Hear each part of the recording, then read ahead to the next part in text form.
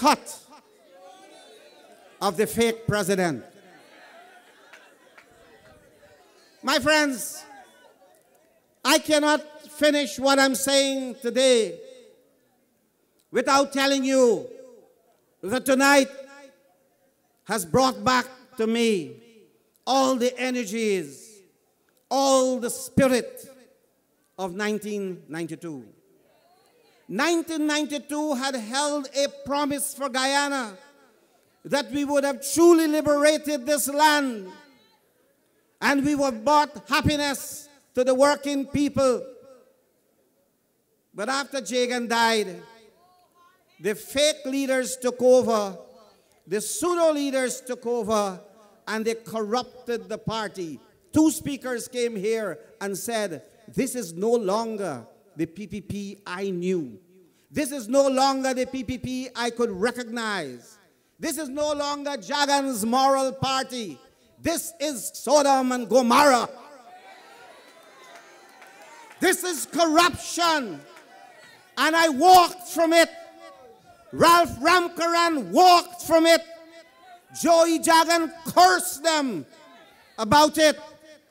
And Nadira Jagan as well. And all the Jagans. And I ask you, Whim, I ask you, Berbice, that you too must have the courage to walk from this evil.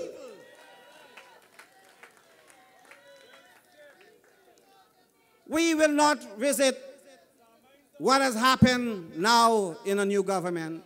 We would like to see all our governments abide by a code of conduct so that they do not steal the taxpayers' money, so they do not take bribes under the table, and most importantly, they do not walk around like the big bad wolf with new, brighter teeth so they can smile at your misery with your money. We will put a stop to the extravagance. But my friends, tonight is not about the fake president and his sidekick Ramotar. This election is about voting into office a real government that will work for you. Only a real government will fix the sugar industry. Only a real government would secure better price for rice farmers. Only a real government will open up new lands for farming and cattle rearing. Only a real government will restructure the ownership of the Berbice Bridge. And I say from here that after we do a thorough investigation, we would like to reduce the toll on the Berbice Bridge by half. Only the real government will restore lands taken away from Port Moran cooperative farmers and cooperatives throughout Guyana. Ancestral lands have been taken away from people by this kleptocratic government. We will restore lands taken away unfairly and without cause. And we will open lands and give unused lands to cane cutters, sugar workers, and investors to do peasant cane farming.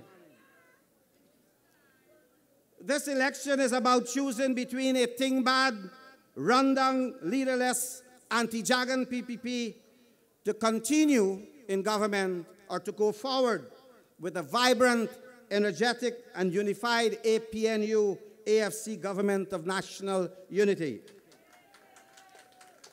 This election is about choosing a prime minister who you know and who will serve you. This election is about seeing the difference in character between David Granger and Donald Ramotar. There can be, as you said, no comparison. But I want to tell you this for the first time. Much is being said about David Granger, and that I would not be doing my duty as a citizen and as a patriot if I didn't set the record straight. And I know that I'm taking a lot of time here tonight, but I need to say this to you. On March 29, 1998, this booklet was published at the instruction of the then President of Guyana. She ordered that 100,000 copies be published and distributed. Because in 1998, there was unrest in the streets in Georgetown. 17 days exactly today. And Mrs. Jagan asked me to address the leaders of the party on a strategy forward. And this booklet is called The Political Situation and the Way Forward in Guyana. And I met with the leaders of the Freedom House, and I told them that in spite of street protests, we need to work for national cohesion and national unity and to create a national democratic state. There is a simple answer for violence, which is unity, which is cooperation. This was not said from the top of my head. I refer to a speech made 2 years before by Chedi Jagan. A few weeks before he was to fall ill and die, he said in Toronto, and I published his speech in a booklet called A New Beginning. We will publish all of that and repeat them. When Dr. Jagan said, just before he died, that we need a new beginning of racial, working class, and national unity. I had helped him write a speech for a symposium on Indian Arrival Day.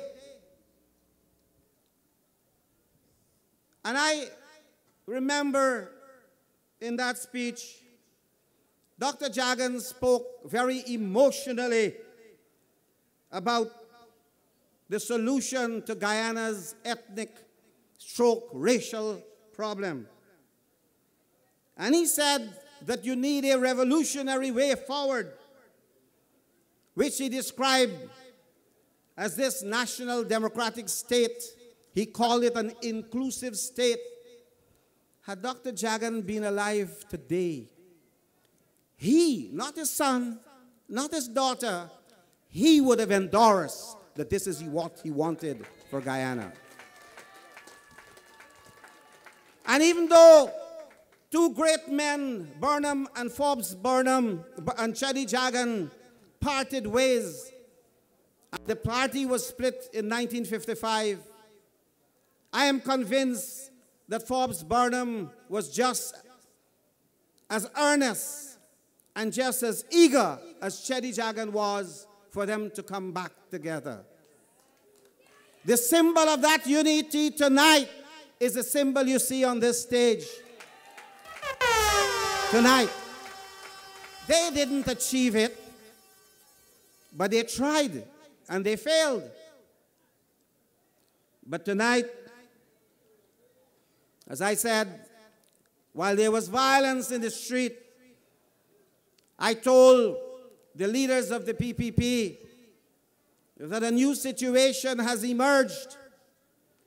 And I name in this speech on page 16, I name Philip Bino, Dr. Kenneth King, and David Granger as moderates with whom the PPP should work, because they stood in 1998 as part of what is called the Group of Nine, and they were calling for changes to the Constitution, and they were calling for a political solution to Guyana's problem. So if in 1998, Granger was seen by the PPP as a potential ally. Why is today the fake president calling him the names he called him? So that I bring this to your attention so that you know tonight that it is time. The time has come for us to right the wrong. The time has come for us to forward the tape.